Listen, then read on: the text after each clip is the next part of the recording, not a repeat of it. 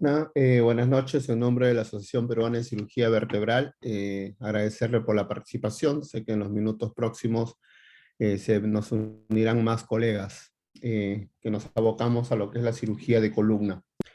Antes de empezar y de dar paso a nuestro moderador del día de hoy, quisiera mencionar que este es nuestro séptimo jueves académico de los jueves de cada mes, en el cual vamos a tener nuestra cuarta discusión de caso clínico.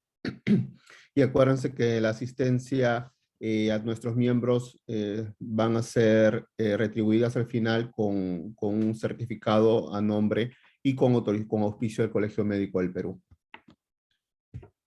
El día de hoy vamos a tener el cuarto caso clínico que va a ser sobre enfermedad discal degenerativa y con tres cirujanos de columna importantes nacionales y como siempre un colaborador muy importante con nosotros, el doctor Rocco Yurak de Chile.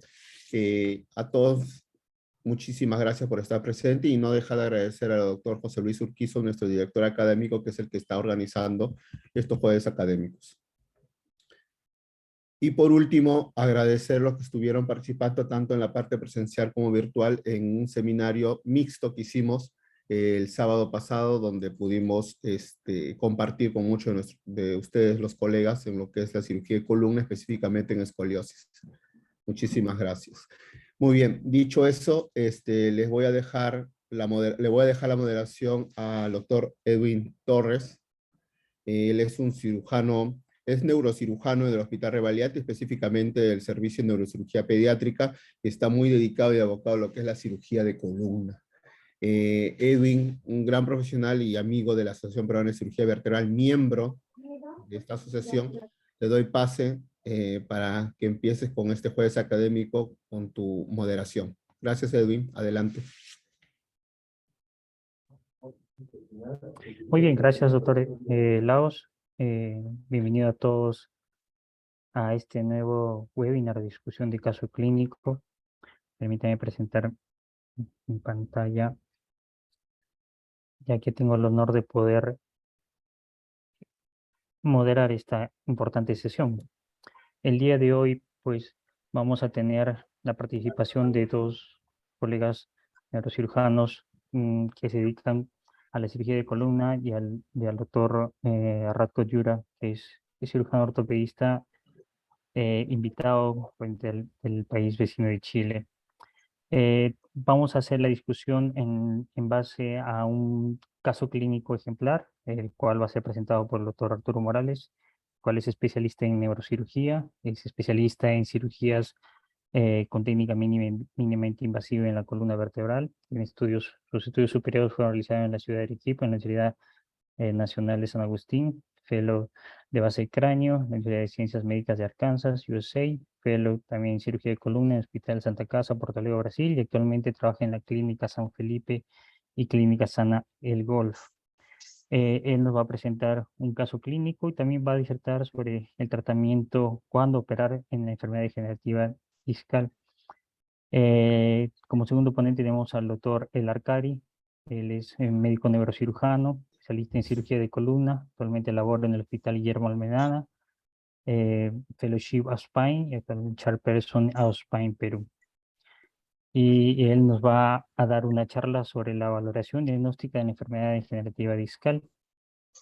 Y como penalista tenemos al doctor Ratko Yura. Él es especialista traumatólogo y ortopedista con su especialidad en cirugía de columna, con formación en el Hospital del Trabajador de Santiago, Alemania, Suiza, USA y otras estadías tanto en Europa como en Latinoamérica. Miembro activo y participación de diferentes sociedades científicas como el SHOT, AUSPAN, SILACO, NAS, SRS, Charlie Coalición Chileno de AUSPAN, past member board of Spine Latinoamérica a cargo de Spine Center Fellowship, actual officer of Spine Latinoamérica Development and Network, miembro director de Sociedad Latinoamericana de Columna SILACO y, bueno, básicamente el doctor se desempeña en la resolución de toda la patología que afecta a la columna vertebral, traumática, degenerativa, tumoral y deformidades. Este es nuestro programa para el día de hoy y sin más preámbulos voy a dar pase al doctor Arturo Morales para que nos iniciemos con el caso clínico y empecemos a desarrollar nuestro programa. Doctor Arturo, el auditorio es suyo. Buenas noches con todos. Quiero agradecer a la Sociedad de ASPECIBE por la invitación. Saludar al doctor Yurak por ser como copanelista con nosotros. Es un honor tenerlo acá. Muchas gracias, doctor. Bueno, comenzaré con la presentación. Dice, no puede comenzar a compartir pantalla mientras... Hay que desconectar la pantalla. Tengo que dejarlo. Perfecto. Listo.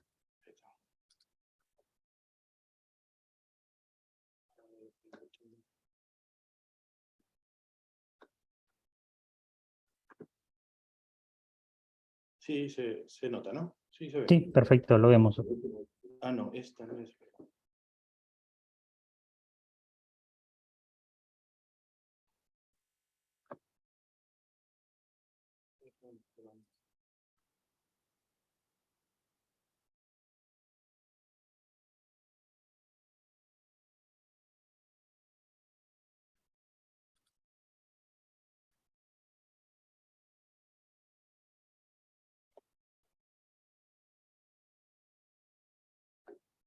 Ahí está. Ahí está, ahora sí.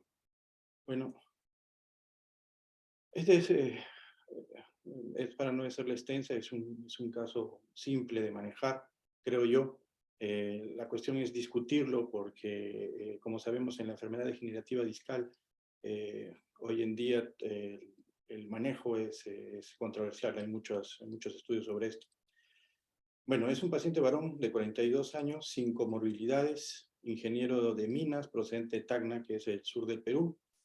Lumbago crónico de larga data, refiere 10 años aproximadamente, con crisis eventuales desde los últimos 3 años. Y desde entonces se asocia irradiación a glúteos e ingles, que mejoran siempre con medicación y reposo.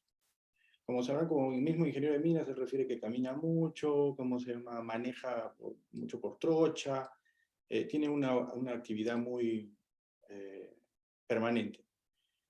Refiere que en un par de ocasiones requirió hospitalización para manejo endovenoso del dolor lumbar y además ocasionalmente presentó parestesias en miembros inferiores a predominio izquierdo. 4 meses antes de su consulta, luego de una larga caminata por la mina, presenta un dolor agudo con irradiación al glúteo izquierdo.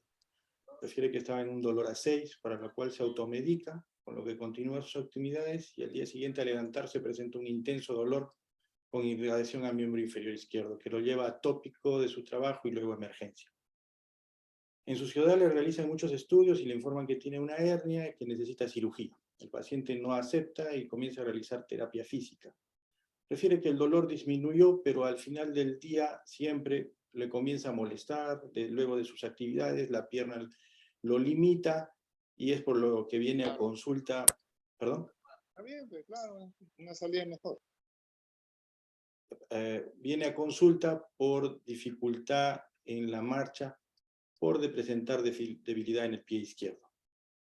Al examen preferencial, marcha lenta, antálgica, tiene un lacegue positivo al miembro inferior izquierdo y una paresia del pie izquierdo a la flexión plantar. También trae una electromiografía positiva en la que dice sufrimiento radicular de S1.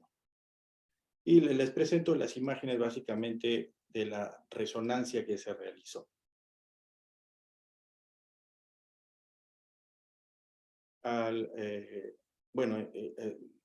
No sé si tienen alguna pregunta hasta acá. Creo que la imagen es clara. Creo que después vamos a discutir un poco más. No sé que el doctor Torres tiene a señalar alguna pregunta de la Al momento no audiencia. tenemos ninguna pregunta, pero quizás los doctores participantes, doctor Ratko, alguna consulta, o doctor Cari.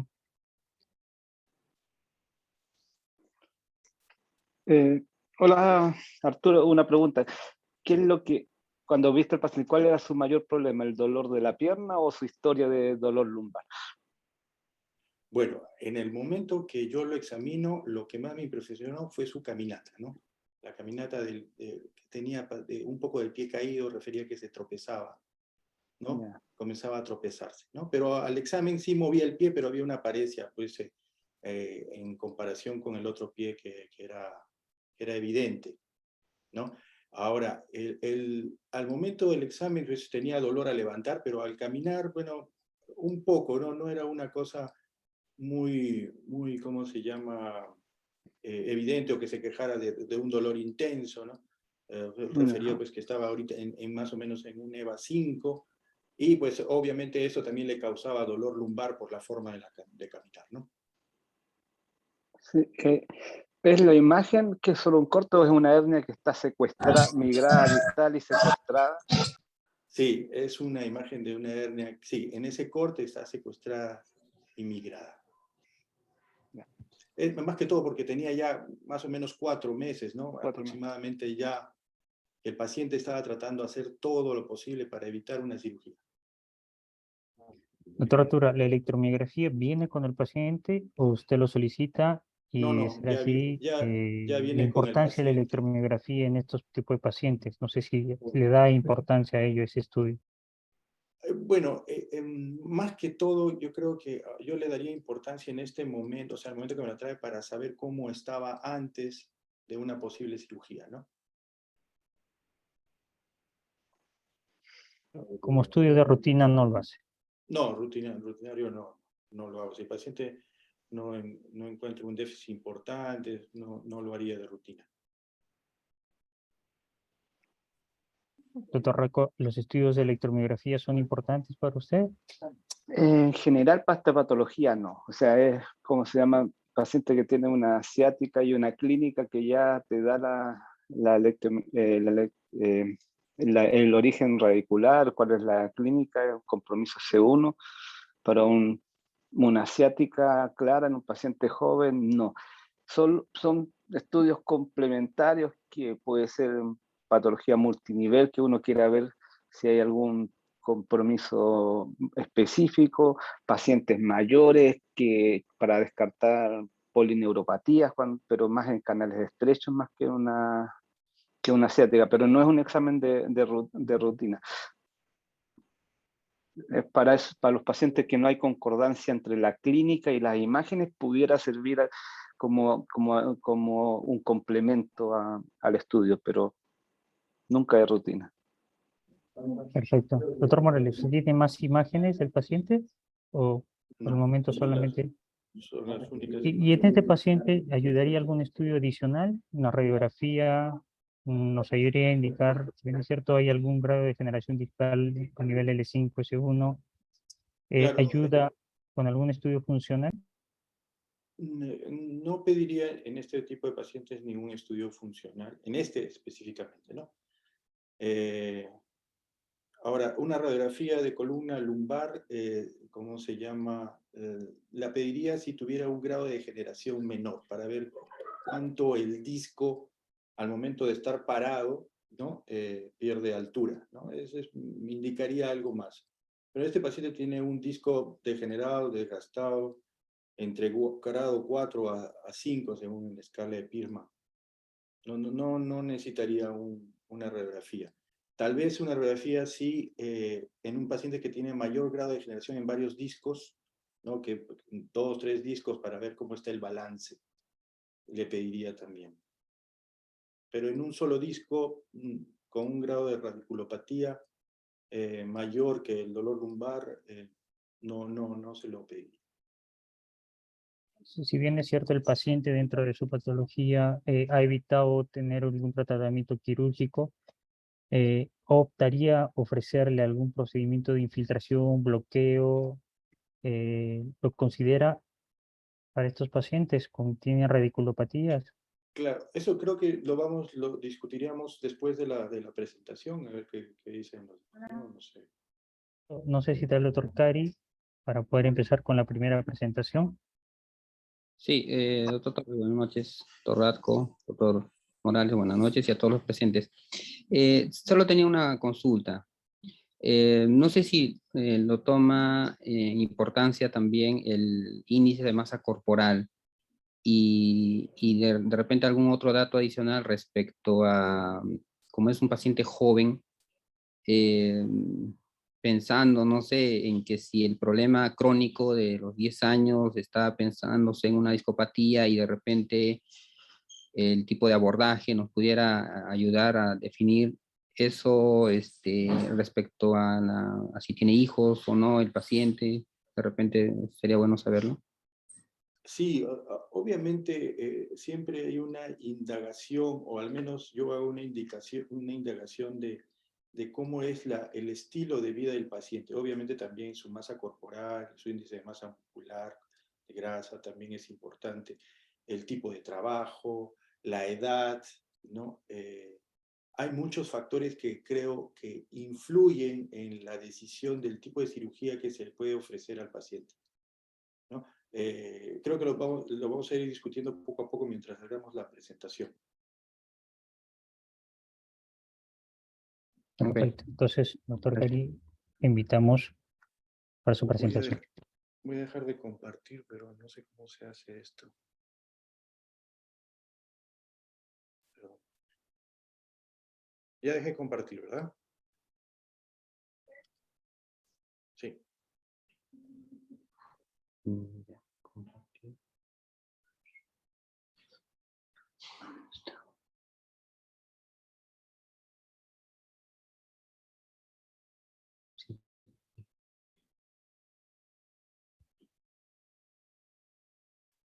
Listo, ¿puedo empezar, doctor Torres? Adelante, doc. El auditorio es suyo. Gracias. Bueno, muy buenas noches nuevamente a todo el auditorio. Y gracias al doctor, bueno, a Specibe, con su presidencia, doctor Laos, y el doctor Urquizo, con una parte académica.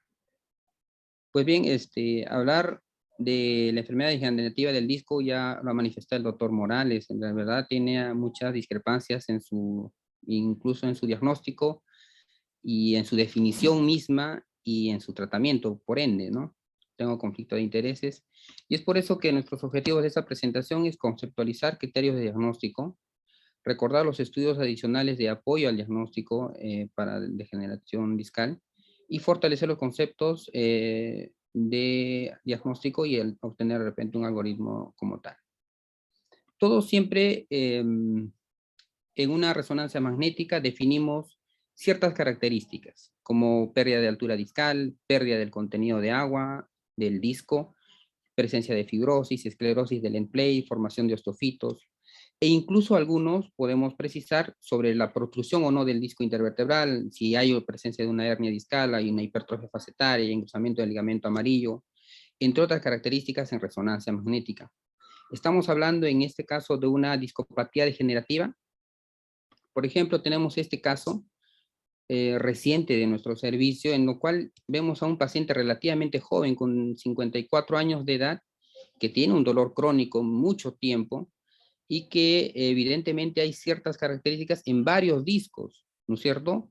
En el E4, por ejemplo, hay una pérdida de altura, en los demás discos hay pérdida del líquido, la intensidad en la resonancia magnética es menor, igual en el disco de L1. Entonces, estas características, ¿estamos en el diagnóstico de una discopatía degenerativa? Probablemente sí, pero ¿solamente eso le da el diagnóstico como tal? Pues bien, hablamos de enfermedad degenerativa discal definitivamente cuando hay un proceso degenerativo del disco como tal, en la cual hay una respuesta aberrante mediada por células que conlleva falla estructural progresiva. Pero no solamente es esos cambios degenerativos y con una falla estructural, sino también esta va a implicar el disco degenerado doloroso. Este artículo precisa justamente que muchas de los estudios publicados, de las revisiones que se tiene, es que no todos se uniformizan todos no se unifican en una terminología clara y específica. Por ejemplo, han encontrado muchos estudios en donde solamente definen como tal una degeneración discal. Otros, quizá la más frecuente, es una degeneración del disco, de enfermedad degenerativa discal. Otros con dolor axial, que es el otro más frecuente. Otros con radiculopatía e incluso con mielopatía. ¿Por qué? Porque también inmiscuyen a los pacientes con degeneración discal cervical. Por lo tanto, ellos definen que efectivamente esto es un concepto subdesarrollado que realmente no da definiciones documentadas específicas. Por lo tanto, los resultados que se tienen en los estudios son muy variados e incluso dispares y dispersos. Quizá en eso tenemos que abogar. Por otra parte, es muy importante precisar que definitivamente está demostrado que hay una degeneración ya desde temprana edad. Habitualmente, incluso Boden y colaboradores precisan de 20 a 39 años de edad. De todas maneras, hay al menos un nivel de degeneración de los discos, y en los partidos de 60 a 80 años ya hay una degeneración como tal. Estos cambios se van dando, sabemos, mientras más pasa la edad, pero no solamente es eso, sino también la herencia genética, evidentemente el envejecimiento, el compromiso nutricional y la historia de carga. Este estudio lo traigo porque nos precisa algunas características, sobre todo del impacto que pueda tener algunos grupos, como en este caso el diagnóstico de degeneración discal. De hecho, lo tiene. Y su principal impacto está en el deterioro de la capacidad funcional. Por lo tanto, hacer un diagnóstico clínico, hacer un diagnóstico en general es difícil. Y vamos a tener algunas características, como es el diagnóstico clínico, el cual tiene un dolor lumbar mecánico, característicamente tiene un dolor lumbar mecánico, que empeora en la flexión, evidentemente, del tronco hacia adelante, y al llevar una carga pesada. Eso es lo más característico que tenemos, sin embargo, no es patognomónico. Este dolor también se puede aliviar en reposo y en decúbito supino con las pantorrillas apoyadas sobre una almohada. Pero la NAS, por ejemplo, precisa que la lumbalgia no solamente es el dolor en la zona lumbar, sino lo define como un dolor de origen musculoesquelético que se extiende desde la costilla inferior hasta el pliegue glúteo, y que en ocasiones incluso puede extenderse como dolor somático referido al muslo, predominantemente por la parte posterior de ella, hasta por encima de la rodilla. Entonces, esas características clínicas hay que tomarlos en cuenta.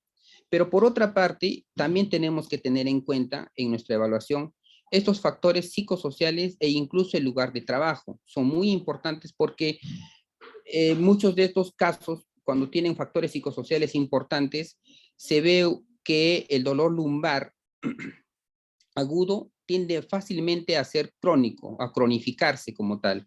E incluso hay un deterioro funcional, como se ha precisado, mucho más importante en estos casos. E incluso hay algunos que no retornan al trabajo o pueden cambiar de trabajo en el futuro. Por otra parte, el diagnóstico imagenológico, como sabemos, más está ligado, por ejemplo, en este estudio donde han hecho una revisión de todas las publicaciones que se tienen, y en la mayoría, por no decir 70% de los estudios publicados referentes a discopatía degenerativa, toman en cuenta a la resonancia magnética. Sola, como se precisa, o acompañado de una discografía. Otros menos casos, una radiografía, resonancia magnética acompañado de discografía. Otros, una discografía con otras técnicas que no han precisado. Otros con una resonancia magnética, tomografía, rayos X y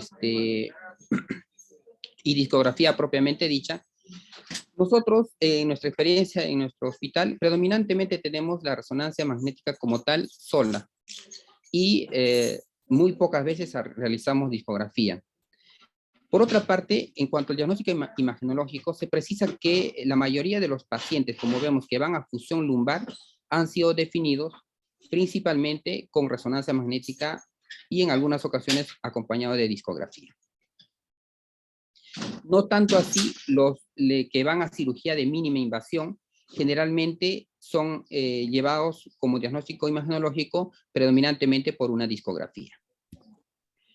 Por otra parte, esto también nos llama la atención, ¿no? Como diagnósticos de criterios radiológicos, se habla, el más frecuente característica radiológica, se habla como tal, una degeneración discal, enfermedad degenerativa discal. Es la más frecuente, relatada en muchos artículos. Otros son la reducción de la altura discal, la inestabilidad espinal, la zona GIS, la presencia de fibrosis anular, cambios MODIC, el fenómeno de vacuum, los cambios en el end plate, la espondilosis, la esclerosis. Finalmente podemos decir como la degeneración discal, ¿de qué se trata? ¿No? ¿Qué solamente es hallazgo imagenológico? Entonces, justamente también eso nos trae a discusión. La resonancia magnética lo conocemos bastante bien. La discografía sí es un elemento que no lo tenemos muy en cuenta, sin embargo, sí tiene sus criterios para ser usado. Muchas veces manifiestan la discografía, lo toman como una prueba prequirúrgica, por decirlo así. La NAS precisa algunas características. Menciona que el falso positivo que tiene una discografía en realidad es del 9,3%. Ellos encontraron que efectivamente el volumen máximo que se requiere es básicamente 3 centímetros cúbicos y la presión debe ser siempre menor de 50 psi. ¿En qué casos está indicado la discografía? Cuando tenemos efectivamente un paciente que tiene un dolor y una incapacidad funcional, un dolor de tipo axial mecánico, por lo menos a 6 meses, a pesar de la terapia conservadora que no haya mejorado. Debe haberse descartado alguna patología con la resonancia magnética, tomografía y mielografía, y sobre todo hacernos esta pregunta: ¿se instituirá un tratamiento nuevo o diferente en función de los resultados de la discografía? Eso nos hace hacer un uso juicioso de este procedimiento. De hecho, la discografía tiene alta tasa de falsos positivos, sobre todo en pacientes con pruebas psicométricas anormales, con litigios de compensación en curso, aquellos con características de somatización, pacientes con dolor crónico. La NAS también nos recomienda algunas características que debemos de tomarlos en cuenta para una discografía bien hecha. Podemos usar antibióticos intradiscales, una guía fluoroscópica de todas maneras. Las imágenes radiográficas debemos de tenerlo para analizarlo posteriormente. Debe ser realizado con alguien de experiencia. Y la sedación debe mantenerse al mínimo para tener una respuesta adecuada. De hecho, no está exenta de complicaciones y tenemos lesión del disco, discitis, desgarro de la dura madre, sangrado, reacción alérgica al tinte y la lesión de la raíz nerviosa. Esta es una característica que es importante tener. Habíamos dicho que estas características deberemos de observarlo. El dolor debe ser similar a una respuesta a dolor concordante a lo que habitualmente el paciente precisa. Y generalmente se habla de una escala visual análoga de 7/10 a más. Límite de volumen, habíamos dicho 3 mililitros. Y la presurización del disco es de 15 a 20 inicialmente, por encima de 15 a 20 de la presión de apertura, pero no más de 50. Y en algunos casos, cuando se hace control en discos adyacentes, para un solo disco se observa si no tiene respuesta o si hay un dolor no concordante que ocurre a una presión mayor de 15 por encima de la presión de apertura. O para 2 discos, una respuesta indolora en ambos niveles, o un disco sin dolor y un disco discordante en su respuesta. El otro estudio es la resonancia magnética. Típicamente los cambios a nivel de los end plate. Y estos son los cambios MODIC. Recordemos, el MODIC 1 es hipointenso en T1 y los end plates hiperintenso en T2. El MODIC 2 es hiperintenso en ambos y el MODIC 3 hipointenso en ambos. Hay que ver las características también del anillo fibroso en su desgarro en sus 3 características, como se precisan, ¿no? Dentro del mismo disco, lateral o múltiple. Entonces, eso se puede verificar en resonancia magnética. Tal es así que muchos de los estudios últimamente se está tomando muy en cuenta respecto a las características, a las alteraciones que se tiene en los end plate, tanto por resonancia como por tomografía, como lo vamos a ver. La resonancia magnética, como se precisa, en grado 1, normal. En grado 2 tiene una pequeña defecto en el end plate. El grado 3 tiene un mayor. El grado 4, 25%. El grado 5, sí, 50%. Y el grado 6, todo el end plate está afectado, con alteraciones incluso de destrucción. Entonces, todo este proceso también es importante a tomarlo en cuenta y podemos estructurarlo así. Hay una fuerte asociación con discopatía degenerativa. Este estudio de tomografía por osteoabsorciometría como una densitometría ósea por tomografía, ¿no? Hace un algoritmo digital y encuentran estas características. En un paciente sano tienen la estructura, estos son de la superficie, tanto inferior del end plate de la vértebra superior, como también el end plate superior de la vértebra inferior, que en este caso vemos la parte sana y la parte de las alteraciones progresivas que puedan tener tanto en nivel del disco como también en la edad está relacionado. Por lo tanto, es un estudio próspero que nos puede precisar, sobre todo, hacer un tratamiento, como dice, una recomendación preventiva, porque tempranamente podemos tener estas características. Por otra parte, también es importante, de alguna otra manera, el balance sagital, tomarlo en cuenta porque tiene alguna relación con la discopatía degenerativa, como por ejemplo, típicamente los que tienen menor IP, tienen mayor posibilidades de presentar discopatía degenerativa. Pero no solamente eso, sino también que debemos de mantener ese balance sagital con nuestro tratamiento que podamos optimizar.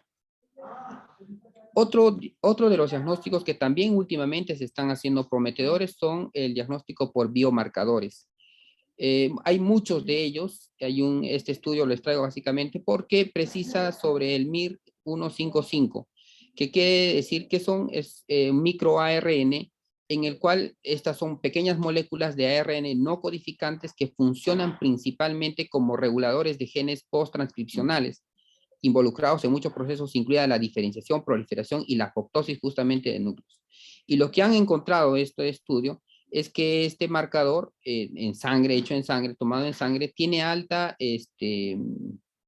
prevalencia en aquellos casos de discopatía degenerativa sintomáticos. Por eso es que le han dado importancia a este estudio en relación al microARN 155. Otro de los marcadores es la interleuquina 6, que también está fuertemente relacionado en pacientes con discopatía degenerativa como diagnóstico. Finalmente podemos decir, y esto es un estudio básicamente en relación a la posibilidad o no de hacerse una discografía. Podemos decir que los pacientes con discopatía degenerativa de Firman grado 1 a 3, pues si son sintomáticos, tienen tratamiento conservador como se ha precisado, y si no hay mejoría, evidentemente se podría hacer una discografía, y si es de positiva o negativa, habría que revisarlo seguramente con el tratamiento o el algoritmo que nos pueda precisar el doctor Morales. Cuando son asintomáticos, evidentemente no son candidatos a discografía. Y cuando son grado 4, grado 5, más sobre todo hay que verificar si es un dolor acompañado de compresión neural, y en este caso es diferente el manejo. Y vamos más aún si es que el dolor lumbar es solo específico y ha recibido tratamiento y no hay mejoría, evidentemente también recomiendan la discografía. Realmente nos toca decir que si bien es cierto hay múltiples formas de definir la discopatía degenerativa discal, se debe tomar en cuenta mucho la clínica del paciente y verificar sus factores psicosociales y de trabajo, como se ha precisado. Debemos de tener claro los estudios de diagnóstico y su correlación clínica. Muy importante la resonancia magnética, la discografía, que de repente se podría incluir mucho más y hacer de repente algunos estudios que nos puedan concretar realmente su utilidad. Y utilizar un algoritmo de diagnóstico cerebral para el mejor manejo en común de esta patología. Muchas gracias. Muchas gracias, doctor Cari.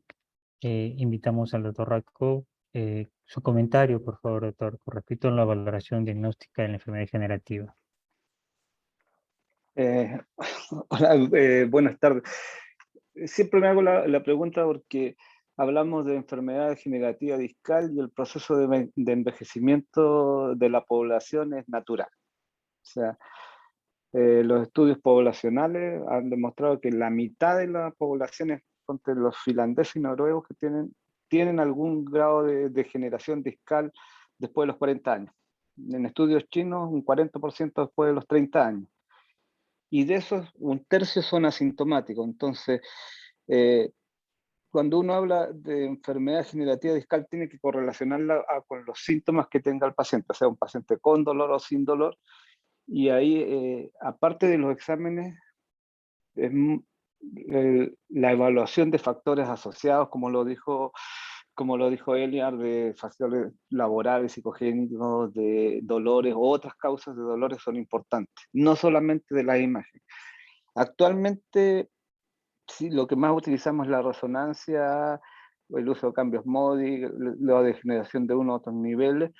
La discografía, hace muchos años ya la dejamos de hacer por los falsos negativos y principalmente los falsos positivos y por los estudios de Carnegie que demostraron que el puncionar un disco nos generaba, ¿cómo se llama?, mayor degeneración discal, y porque nuestros resultados clínicos para decidir realmente si fusionábamos o no fusionábamos un disco degenerado negro fueron bastante aleatorios y iban más orientados a los factores externos, o sea, laborales, gananciales, psicosociales o del tipo de dolor.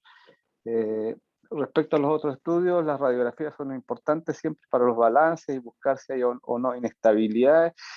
Y hemos estado tratando de utilizar el SPECT-CT, pero para ver si hay zonas de mayor captación o inflamación, procesos artrósicos facetarios o osteocondrosis en módico 1, y son bastante similares a una resonancia con gadolinio. Entonces, en general, la respuesta es que debemos seguir aún manejando con la resonancia, radiografía y una buena historia clínica y examen que nos trate de correlacionar el dolor, que es la enfermedad del paciente, con la degeneración discal que se pasa a transformar en una enfermedad cuando empieza a darle problema al paciente, porque si no es como se llama, es el proceso de envejecimiento que es variable y la carga genética es la principal causa de la degeneración discal, más de un 70%. Eso podría, no sé si tienen alguna pregunta más específica. Claro, igual está en nuestro chat para las preguntas y alguna duda que tengan nuestros participantes. Sin embargo, recalcar la correlación de las imágenes y la clínica en los pacientes con diagnóstico con sospecha de dolor lumbar asociado a degeneración discal. Muy importante la clínica, ¿verdad? Por otro lado, tenemos una pregunta. El doctor Urquizo nos menciona si para los pacientes con degeneración discal es necesario, es mandatorio en todos hacer un espinograma para hacer una evaluación del análisis del balance, no tanto regional como general, en la discopatía lumbar. Importante el espinograma. En general, para el manejo inicial, o sea, si vamos a hacer manejo médico conservador y tener un paciente con degeneración discal en una resonancia o una radiografía, no. Pero si ya vamos a pensar que vamos a ir un paso más allá y tener que hacer una fusión, ni aunque sea de un nivel, la recomendación actual es, como se llama, que hasta en las fusiones simples, evaluar bien, hacer un espinograma para tener un buen, adecuado balance y ver si en el procedimiento que vayamos a hacer, si vamos a hacer una fusión, restaurar lordosis, corregir lordosis y ver cuál es el balance. Ahí yo le pediría el espinograma, como dicen en Argentina, o una columna total de pie. Si no, de entrada en el manejo primario inicial de un dolor lumbar crónico agudo, en que uno no está planteando una cirugía de fusión, puede servir para tener un seguimiento a largo plazo, pero no para tomar decisiones terapéuticas o de qué realizar. No sé si me explico. Bien, gracias. Claro, totalmente de acuerdo, ¿no? Parte de la planeación quirúrgica, un espinograma actualmente para prevenir potenciales complicaciones asociadas a la instrumentación, declaración discal del cemento adyacente, mal alineamiento, entonces es importante definitivamente. Bueno, también pregunta con el tema de la electromiografía, que ya lo hemos mencionado, ¿no? Solamente para algún tipo de pacientes, cuando uno tiene alguna duda con respecto al nivel, pero de rutina creo que no es necesario. Muy importante la clínica nuevamente del paciente. No sé, ¿alguna otra pregunta, doctor Morales? ¿O alguna acotación para la presentación del doctor Cari. No, excelente presentación del doctor y creo que hemos buscado las mismas investigaciones. Perfecto. Bueno, entonces continuamos con la siguiente presentación. Doctor Morales, Ahora lo pongo. es importante definir los criterios tanto de fusión, muchas veces está asociado no solamente a la generación discal, a cambios degenerativos del disco, sino también a cambios facetarios, canal estrecho, listesis, y todo eso también influye en la toma de decisiones en un paciente con enfermedad degenerativa discal. Entonces, nuevamente, doctor Morales, el auditorio es suyo. Bueno, nuevamente para agradecer la invitación y la presencia de todos los colegas que se han prestado tiempo para estar con nosotros. Bueno, esta diapositiva ya la mencionó el doctor Cari, una excelente presentación, solamente para definir nuevamente que este concepto de la degeneración discal todavía está en vías de desarrollo y concluir que todas las definiciones documentadas en todo lo que mencionan todos estos artículos son disparejas, hay una gran variedad y esto conlleva mucha confusión, ¿no? Lo que especialmente no a nosotros como neurocirujanos, que nos lleva a confusión, pero mucho más a aquellos otros colegas que son clínicos, más a los pacientes que buscan todo hoy en día en Internet y otras personas, ¿no? Bueno, como ya hemos visto, más o menos la enfermedad degenerativa lumbar es una dolencia común y debilitante, como lo ha mencionado el doctor Cario. El costo económico es mucho más alto y cada vez son mayores. Y la prevalencia de lumbalgia por espondilosis lumbar, que es lo que más vemos, se estima más o menos en 3.6% a nivel mundial. Y lo lamentable es que no tenemos aquí estudios en el Perú. Entonces, como dijo bien el doctor Jurak, que debemos tener en cuenta que a medida que la población envejece, las tasas de diagnóstico y tratamiento de la enfermedad degenerativa lumbar han ido en aumento. Y por lo tanto, la espondilosis lumbar y la discapacidad que genera esto conlleva un costo que va a aumentar definitivamente con los pacientes con degeneración lumbar.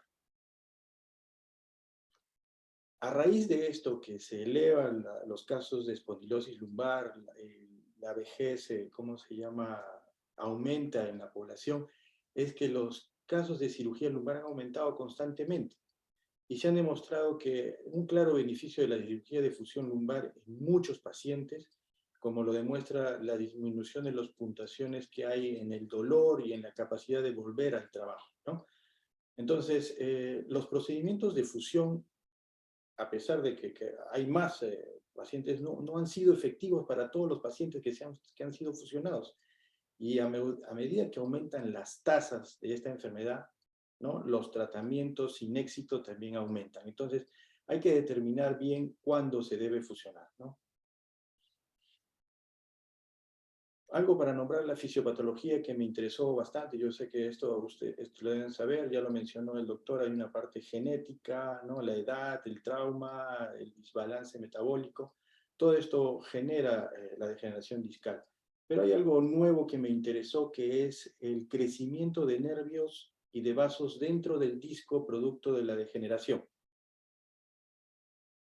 ¿no? En este estudio se muestra eso, ¿no?, en la que muestran la anatomía y fisiopatología intervertebral del dolor discogénico, ¿no?, y que parte de su tratamiento es un tratamiento de dos nervios que se llaman sino y base vertebral, ¿no?, con ablación. Este es un estudio reciente, como ven, publicado en el 2020. Es algo nuevo que está en estudio. Como bien dijo el doctor Cari, hay una fuerte corriente de que esto es un problema genético, ¿no? A lo que creíamos nosotros, que se debía por problemas de malas posiciones, ocupacionales, a los deportes, etcétera, etcétera. Y se ha visto que en este estudio, por ejemplo, que en un estudio con gemelos se encuentra que hay un factor hereditario de la degeneración del disco entre 34 a 74%. ¿Cuáles son las indicaciones para la fusión lumbar? ¿Qué es lo que nos interesa? Como hemos visto, hay varios estudios sobre esto y bueno, se hace un resumen de todo lo que hay en la bibliografía, ¿no?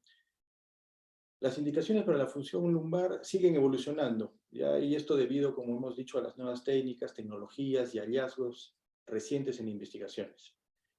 La justificación para la estabilización de columna ha cambiado a medida que aumenta nuestra comprensión en la inestabilidad lumbar, ¿no? Al estudio también del balance sagital, como lo he mencionado, y a resultados de muchas otras investigaciones que nos hacen comprender y precisar mejor cuándo se debe o no se debe fusionar. Han aparecido también las técnicas mínimamente invasivas, que para los pacientes mayores, a los que tienen varios problemas, comorbilidades en los pacientes de edad, se puede hacer y les crea menos problemas por una cirugía lumbar, ¿no? Salen más saludables. Entonces, como vuelvo a repetir, es importante para las indicaciones tener una buena clínica, como ya lo habían dicho.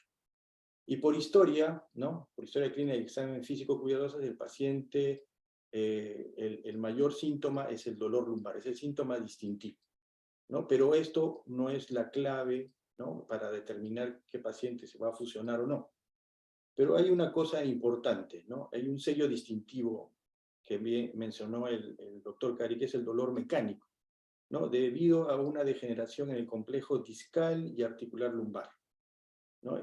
Y por historia ha demostrado que tiene alguna validez predictiva, ¿no? Para una selección del paciente para poder fusionarlo o tener una operación exitosa, ¿no? O cuándo operar, ¿no? El dolor lumbar mecánico es un síntoma de validez predictiva, repito, para saber cuándo operar un paciente. Y es necesario también descartar otras cosas, ¿no? Neoplasias, como bien dijeron, enfermedad psiquiátrica, o aquellos que fallan al manejo conservador, es decir, a la terapia física, a las inyecciones epidurales. Acá tenemos estudios de fusión lumbar, ¿no? De dolor lumbar bajo, específicamente fusiones con evidencia de clase 2 solamente de dolor lumbar. Acá excluyeron todos los pacientes que tenían radiculopatía y que tenían enfermedades psiquiátricas. En uno de los pacientes refieren que mejoró el dolor con la cirugía, ¿no? Fue más significativo y retornó al trabajo. Y otros refirieron que redució significativamente el dolor, pero no había una diferencia significativa entre la cirugía o el tratamiento conservador. Otro de los criterios importantes que ya también lo ha mencionado es el criterio radiológico, ¿no? Pero igual que la espondilosis, ¿no? El dolor lumbar, o sea, yo diagnostico espondilosis por resonancia, ¿no? Pero no significa que es un indicador de que voy a operar al paciente, ¿no? O que va a mejorar con procedimientos de fusión. Entonces, es importante tener otros hallazgos en las imágenes para que sean útiles para seleccionar al candidato preciso para poder operar al paciente, ¿no? O fusionarlo en este caso. Entonces vamos a dividir lo que todos los estudios mencionan, ¿no? Los pacientes con dolor lumbar, pero que van acompañados en este caso con radiculopatía, ¿no? La radiculopatía es algo común también, ¿no? Es el resultado de una hernia discal. La evidencia de fusión en el contexto de dolor de espalda y de hernia discal, la evidencia es escasa. O sea, hay pacientes sometidos a cirugía de fusión, tuvieron tasas más bajas de revisión y puntajes de dolor lumbar más bajos a los que solo se someten a descompresión. O sea, aquellos pacientes que se operan de solamente una hernia discal o se fusionan con una hernia discal, se refiere que los pacientes fusionados tienen mejores o menos tasas de revisión a futuro, ¿no? O sea, aquellos pacientes que se hernia discal probablemente se operen en el tiempo, ¿no? Entonces, debido al aumento de los costos, mayores riesgos y falta de pruebas convincentes de los resultados de una u otra, ¿no? De fusión o no fusión, en estos casos de pacientes con hernia discal, es difícil recomendar fusionarlos, ¿no? Y entonces, pero los pacientes pueden presentar en el futuro complicaciones cuando se operan de una solamente de hernia discal. Entonces, acá tenemos estudios como de Takeshima y de Fu, ¿no? En la que proponen que no hay diferencias en el postoperatorio, pero otros proponen que sí, con la descompresión y fusión mostraron un beneficio significativo a diferencia de la no fusión, ¿no? Ahora, el dolor lumbar en esos estudios también va unido a lo que es la estenosis lumbar, ¿no? Pero la estenosis lumbar se ha visto que normalmente sin fusión van muy bien, pero cuando la estenosis está unido a inestabilidad, ¿no? O sea, una de las causas de la estenosis ya es la inestabilidad, y entre las inestabilidades el concepto de listesis, entonces ahí se ve que la fusión va bien. O sea, muchos vemos las placas, ¿no? Vemos degeneración discal, vemos estenosis, pero no sabemos si está inestable. Esto también es muy confuso, ¿no? El punto estaría que cuando tenemos ya una inestabilidad, que ya le hemos diagnosticado, que en este caso que lo comúnmente es la listesis, o la retrolistesis también, entonces en esto sí se ve que la fusión tiene mayor evidencia. Pero aún el tema es controversial, ¿no? O sea, hay varios estudios sobre esto, entre ellos está el estudio SPORT, que es una investigación de todos los pacientes que van a cirugía de columna, y en el brazo de los pacientes que está en el lado de la espondilolistesis, ¿no? En cirugía de espondilolistesis con estenosis, vieron que la cirugía con fusión tiene un mayor beneficio. Y hay otros estudios que también demuestran que la fusión versus la no fusión en estenosis de canal no hay mayor cambio significativo. Otro tema, hemos tenido la radiculopatía, con hernia discal, la estenosis, otro es la deformidad, ¿no? En la deformidad también, o sea, tenemos pacientes con discopatía y con deformidad. Y estos son los casos menos estudiados. Hay estudios, pero son los menos estudiados. Entonces, los pacientes con síntomas moderados y deformidades sagittales o coronales progresivas generalmente se consideran candidatos apropiados de fusión. Y acá está que la creciente evidencia que hay en lo que es el balance sagital, ¿no? Con los resultados y la progresión de la enfermedad de la columna, incluida lo que es en segmento adyacente, es importante acá lo que decía, ¿no? Tomar el espinograma y saber el balance sagital y con esto poder hacer una adecuada indicación de fusión, ¿no? Incluso cuando se realiza fusión de un solo nivel, se debe considerar y tener en cuenta los parámetros sagitales globales, como bien lo han dicho, y lumbopélvicos. Este es un estudio que encontré en relación a los tipos de columna. Nosotros sabemos que tenemos una clasificación de Rossouli y tenemos 4 tipos, los tipos de columna, y ver cuál está asociada a la degeneración discal. Y vieron que los riesgos de degeneración discal avanzada son mayores para los pacientes con morfologías de tipo 1 y 2, ¿no? Y en los 3 y 4, la degeneración es más en articulaciones facetarias. Me di el trabajo, ¿no? Porque este es el artículo de 2022, también leí un artículo, porque había leído un artículo brasileño del doctor Gottfried, que hicieron en el 2020, y hicieron casi un estudio similar, ¿no? Pero ahí hallaron que no hubo relación directa entre el tipo de columna y la degeneración discal. Pero sí encontraron que los tipo 1 y 2 se someten a mayor número de cirugías que las columnas 3 y 4. Eso para tenerlo en cuenta. Bueno, las pruebas de diagnósticos para la evaluación de dolor lumbar. La evidencia de la degeneración del disco en la resonancia magnética, como bien hablado, puede ser útil para descartar la degeneración del disco como etiología del dolor lumbar. Pero puede ser inespecífica, especialmente cuando se determina qué pacientes se van a beneficiar con fusión lumbar. Los cambios Modic en el M-Play, como bien han dicho, ¿no?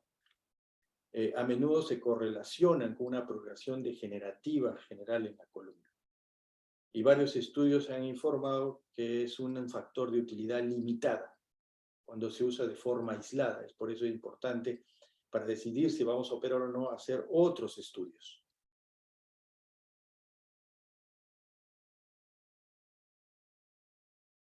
Bueno, entonces la evidencia de la degeneración del disco puede ser útil para descartar la degeneración del disco.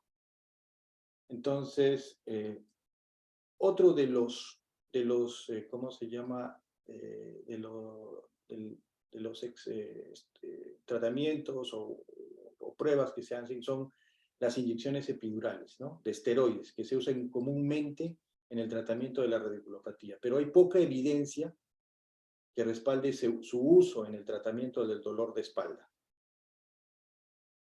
Las inyecciones en los puntos de gatillo pueden tener eficacia en el tratamiento del dolor de la musculatura. O sea, hay varios tipos de inyecciones, ¿no? Las inyecciones epidurales, las inyecciones que van al músculo, ¿no? Pero no tratan la enfermedad degenerativa. Y también tenemos los bloqueos facetarios, ¿no? Que se considera que es entre un 15 a 45% del dolor del dolor lumbar, y por lo tanto los bloqueos facetarios es un objetivo atractivo para muchos de nosotros para tratar el dolor. Las inyecciones de esteroides y anestésicos locales han dado como un resultado un alivio temporal del dolor, pero para pacientes debidamente seleccionados, pero no nos van a decir cuándo fusionar un paciente.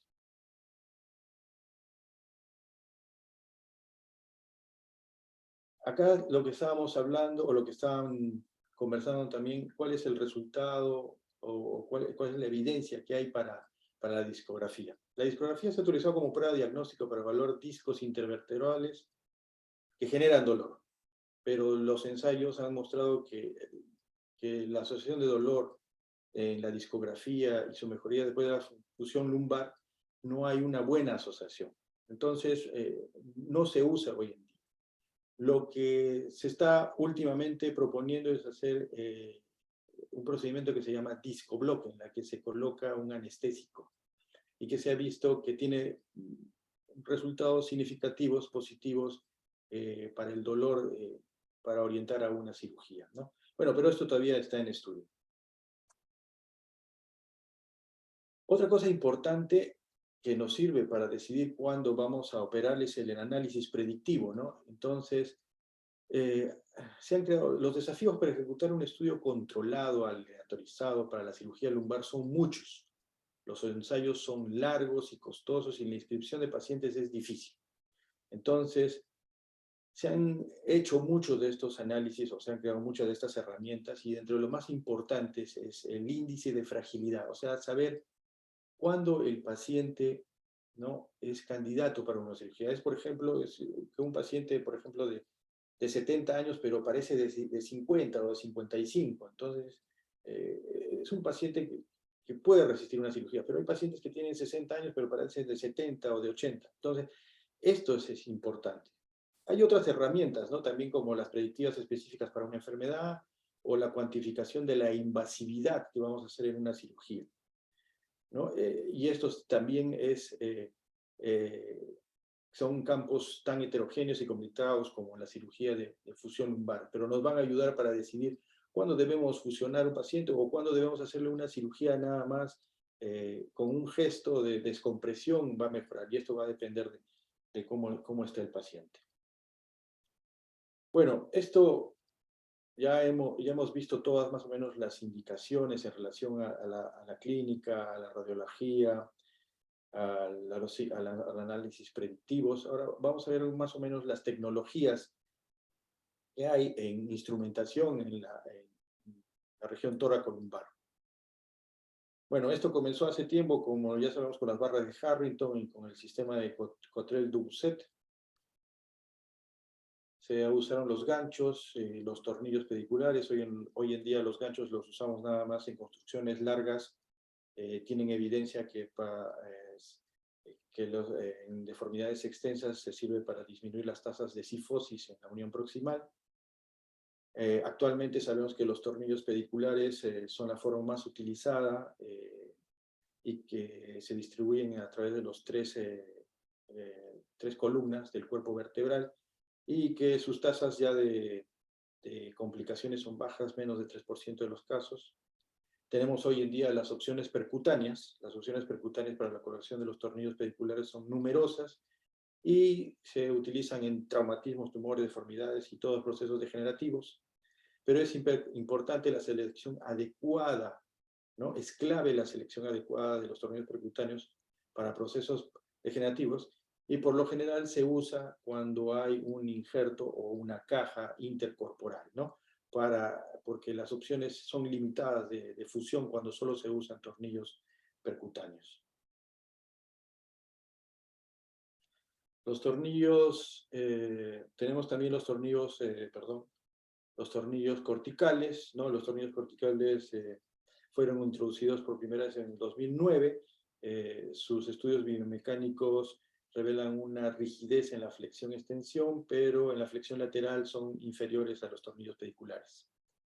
Como dato importante, la trayectoria de que ya conocemos de los tornillos pediculares en un sistema de freehand o de mano alzada, no se recomienda mucho porque hay mucho estudio que refiere que hay casos de ruptura de medial y vibración del canal. Una breve mención a los tornillos transfacetarios y fijación translaminar contralateral. Las investigaciones del uso en estos tornillos en pacientes han arrojado resultados aceptables, aunque existen estudios limitados de la eficacia de esta técnica en la enfermedad degenerativa lumbar. La fijación adyuvante pélvica y sorbopélvica, esto sí es muy importante, ¿no? Se considera una técnica muy favorable en las fusiones lumbosacras, donde la tensión mecánica en los puntos de fijación sacra aumentaría el riesgo de que falle, o sea, que haya pseudoartrosis o aflojamiento de tornillos. Es por eso que se usan las técnicas de fijación pélvica y sacropélvica. Especialmente, y esto sí es importante, cuando se hace fijaciones largas y que van por encima de L3. Dentro de estos más importantes, el tornillo, el que tiene más ahorita acogida es el tornillo sacroiliaco de S2 alar. Ahora tenemos las tecnologías intercorporales, o sea, las fusiones intercorporales, y como vemos ahí, hay varios abordajes, tanto los posteriores como los anteriores, y todo esto también tiene sus estudios, ¿no? También se ha informado que gracias a los abordajes, ¿no? O sea, hay una mejor corrección del balance sagital y en comparación que solamente con técnicas posteriores, o sea, de colocar tornillos pediculares o corticales. O sea, colocando una caja por vía, ya sea posterior o anterior, se consiguen mejores resultados de fusión, ¿no? Acá tenemos los abordajes posteriores, el PLIF, el TLIF, ¿no? Que hoy en día se hacen con técnicas mínimamente invasivas, ¿no?